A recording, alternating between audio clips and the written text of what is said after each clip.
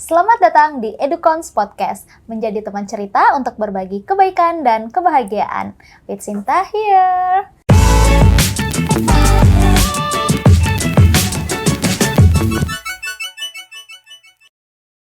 Nah, teman Edukons, hari ini kita kedatangan teman cerita. Ini ada Bunda Syifa.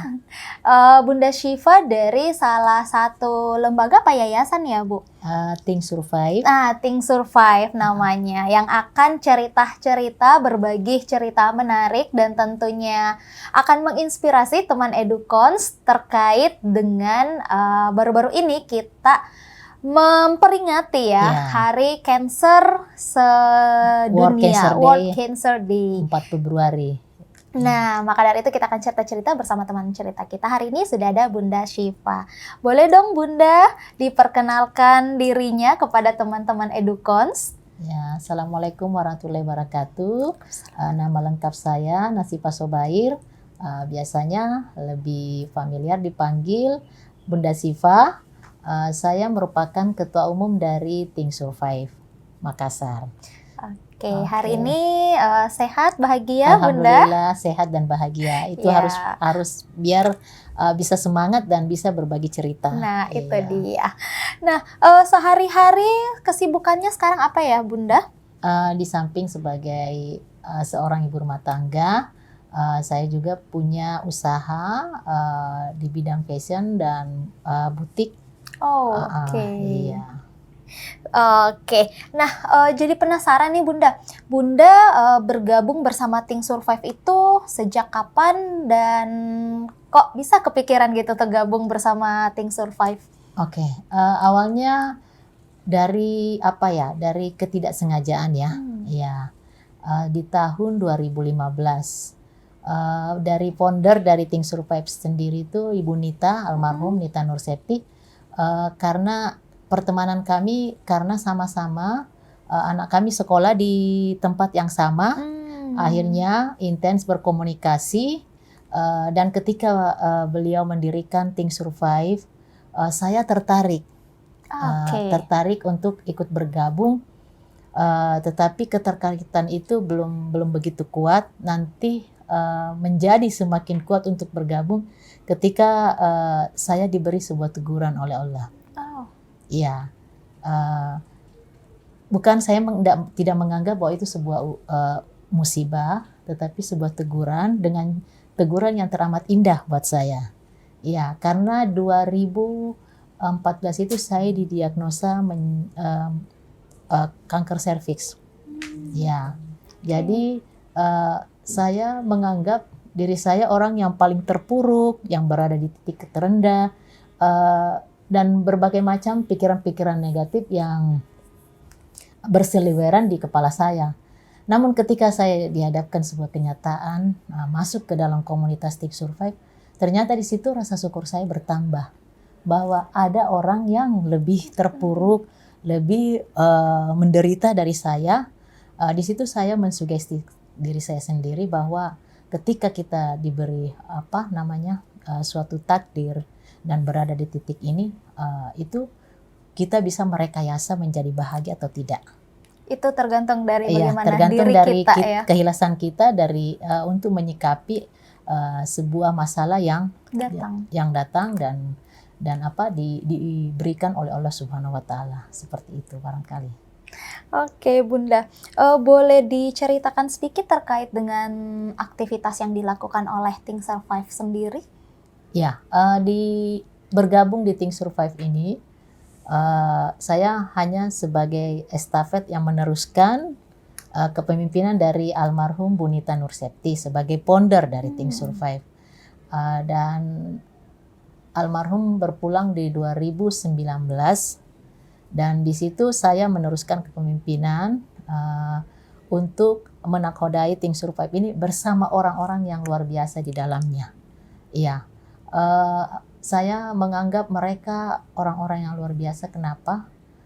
Karena ketika kita bergabung bersama Think Survive itu seolah menemukan amunisi yang tidak ada habisnya untuk terus berbagi semangat, berbagi harapan, dan utamanya di situ kita belajar bagaimana merekayasa sebuah takdir menjadi teramat indah untuk kita jalani. Ya, di situ poin yang paling memberi sugesti positif buat saya untuk menebar juga aura positif itu kepada orang-orang yang di lingkungan Think Survive sendiri. Semacam mendapatkan support system ya. Ya, luar biasa support sistemnya dari Think Survive itu sendiri. Iya. Oke, menarik sekali terkait dengan aktivitas-aktivitas yang ada di Think Survive ini. Nah, bagi teman edukons nih yang mungkin butuh informasi atau mungkin butuh mengakses terkait dengan informasi atau kegiatan-kegiatan atau mungkin layanan apa saja yang ada di Think Survive ini yang bisa teman edukons dapatkan. Iya, di Think Survive sendiri itu kita lebih concern kepada pendampingan pasien non medis. Ya, karena ketika orang terkena kanker, yang mindset dari masyarakat itu kan bukan dulu dihadapkan pada sebuah proses pengobatan, tetapi ke mentalnya dulu. Mental ketika menerima takdir yang diberikan oleh Allah Subhanahu wa taala. Nah, di sini kita merangkum merangkul orang-orang yang terkena diagnosa kanker seperti itu untuk bersama-sama berbagi. Dan ada beberapa program di Think Survive sendiri itu. Yang pertama paliatif, pendampingan pasien non medis. Jadi kita memberi motivasi, memberi semangat, memberi energi, dan di situ kita menganggap bahwa kanker itu bukan akhir segalanya.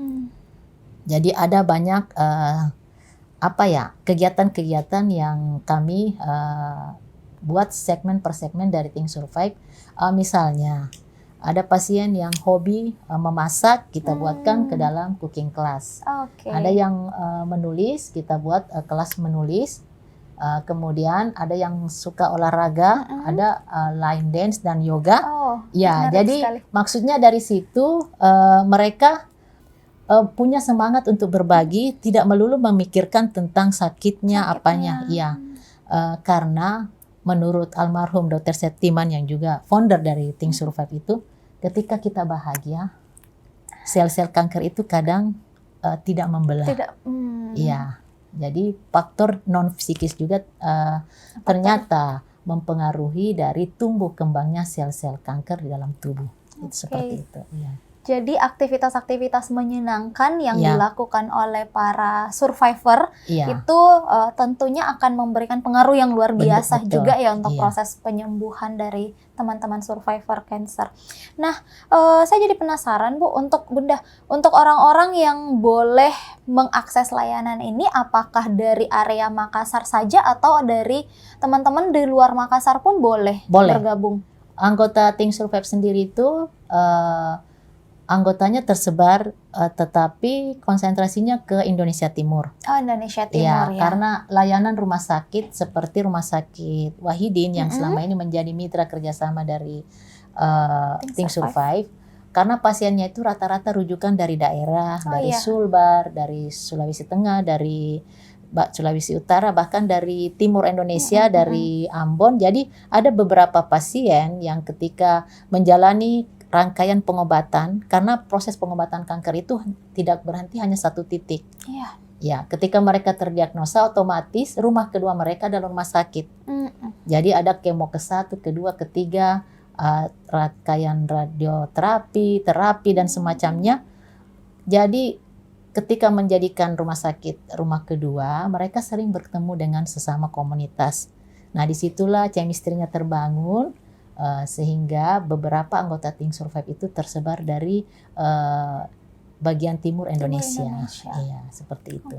Jadi tidak menutup untuk wilayah Makassar saja ya, teman-teman dari luar pun, kalau seumpama bagi teman edukons yang mungkin orang di sekitarnya ada yang merupakan survivor, sekarang sedang butuh support system. Nah, Think Survive hadir. Kami welcome terhadap orang-orang yang mau bergabung bersama-sama berbagi semangat di Think Survive. Yang mau bahagia ya. Iya, betul.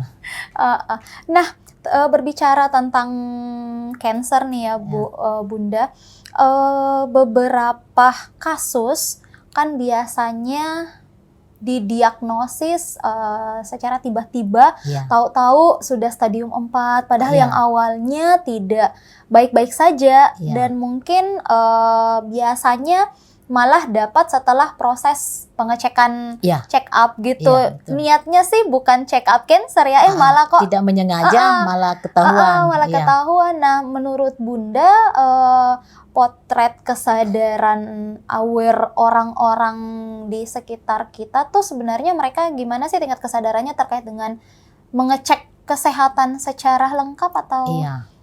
Apa ya? Di beberapa banyak kasus yang ditemui, utamanya di rumah sakit besar, khususnya di Sulawesi Selatan, yang merupakan rujukan dari berbagai rumah sakit di Indonesia Timur, seperti di Wahidin, di Rumah Sakit Unhas Pendidikan Unhas, dan juga di Primaya Ibnu Sina. Memang mengapa tingkat kematian kanker itu begitu tinggi? Karena mereka nanti sadar untuk berobat secara medis ketika berada di stadium tertinggi, stadium ketiga atau stadium keempat, dan itulah mengapa tingkat kematian kanker sangat tinggi. Dan menurut data WHO, kanker tertinggi itu adalah ciamama atau payudara, dan yang menempati urutan kedua adalah serviks. Ya, dan rata-rata dalam kondisi kategori gawat baru keinginannya aware untuk datang berobat secara medis. Inilah yang selalu digaung-gaungkan oleh Think Survive, kampanye bahwa Opamiolama mencegah lebih baik daripada mengobati. Itu yang selalu kami kampanyekan, dan juga deteksi dini.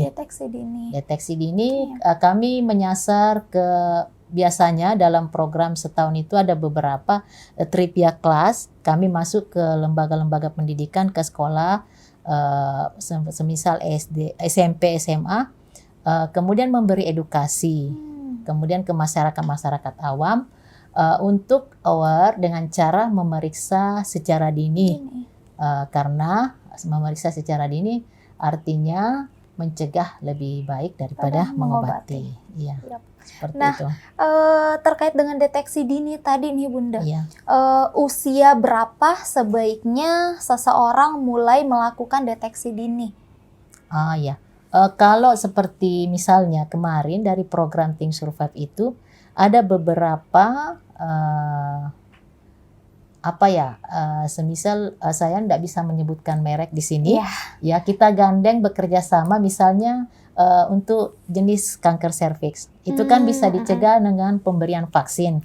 Jadi kita bekerja sama dengan mitra menyediakan vaksin yang murah, dan jika dikumpulkan secara kolektif artinya harganya bisa lebih ditekan. Karena memang dia belum ada, saya juga kurang paham kemarin dari apa Kementerian Kesehatan, apa sudah berjalan efektif untuk di cover oleh pemerintah pemberian vaksin tersebut, karena mengingat tingginya harga yang masih berada di pasaran. Jadi kesadaran orang terkendala dari segi finansial untuk memeriksakan secara dini. Karena dengan pemberian vaksin itu artinya peluang untuk terhindar dari serviks lebih besar. Seperti itu. Iya. Nah, berbicara tentang deteksi dini, saya juga pernah punya pengalaman. Jadi ibu saya kebetulan medis juga, di medis, dan pernah ada kendala di kelenjar mamae, dan ada benjolan, dan akhirnya dia memutuskan untuk saya juga ikut periksa. Cek radiologi apa gitu, saya lupa namanya tuh hari. Nah, tapi ternyata setelah beberapa orang kayak gitu tadi, kumpul beberapa orang biar lebih murah gitu kan, ternyata saya belum boleh karena takutnya pengaruh radiasinya, karena saya belum nikah. Nah, akhirnya ada satu teman dari ibu saya yang gantikan saya, yang tadinya dia tidak niat, tapi ternyata dia yang terdeteksi. Oh gitu. Terdeteksi ada benjolan juga, dan ternyata dia yang harus lanjut perawatannya. Nah, ini tadi terkait dengan deteksi dini, ternyata sebegitu pentingnya ya melakukan deteksi dini. Betul. Bahkan di usia sedini mungkin pun ya Bunda, agar itu tadi lebih baik mencegah daripada mengobati. Nah, terkait dengan usia juga tadi ini Bunda, usia berapa sih yang paling banyak terdiagnosis menderita kanker? Menurut sumber data statistik dari Kementerian Kesehatan, itu biasanya rata-rata usia produktif.